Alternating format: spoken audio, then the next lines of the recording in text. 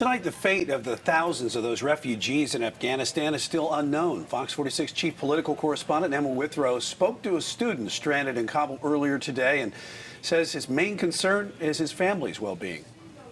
The executive director of Refugee Support Services in Charlotte says it's not a matter of if, it's a matter of when. The U.S. currently has 1,200 Afghan refugees in the States, but we're expecting as many as 3,500 in the coming weeks. The main hurdle refugees are facing right now is actually getting out of the country of Afghanistan. I spoke to an Afghan student today who's stranded in Kabul with his family. Of course I'm worried. I'm not worried about myself, but I'm worried about my family, my kids, my siblings, my wife, and everything. For fear of retaliation from the Taliban, this American University of Afghanistan student asked to remain anonymous.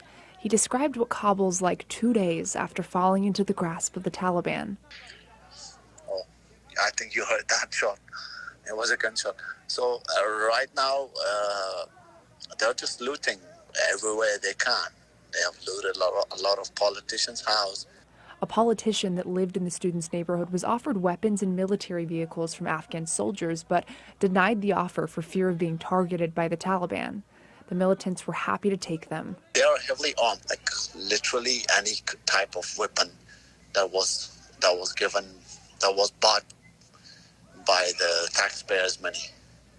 So it's all not just weapons, like vehicles as well, heavy weapons as well. The student said his children are too young to understand what's going on, but still have a general knowledge of who the good guys and bad guys are. She was like, oh, there's a Taliban, I'm gonna grab a knife and kill him. Like, they don't know anything much, but they're kind of like acting like that. As for the women in Kabul, many aren't leaving their homes, and if they are, the student said they wear a full head and face covering and must be accompanied by a male guardian.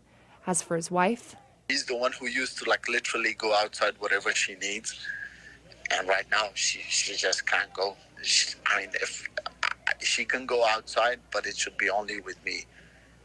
That's how they allow females to get outside. For the areas of Afghanistan that have already been taken over by the Taliban, many reports have emerged of women being kidnapped and forced to marry Taliban fighters or become sex slaves. It's like forced abduction. They just get into people's house and ask if they have anyone single, and if they even say this woman is married, they're like, where's the husband? But the student said there's still one shred of hope for Afghanistan, and it's found about 150 kilometers north of Kabul in the Panjshir province. They're trying to make gather as many people as they can to start a resistance against these Taliban thugs. There are reports that Afghanistan's vice president is in the Panjshir Valley, urging more Afghans to join him to fight back against the Taliban. Now, as for refugees traveling to the United States, President Biden has already approved $500 million to help them get adjusted once they get here. In the newsroom, Emma Withrow, Fox 46.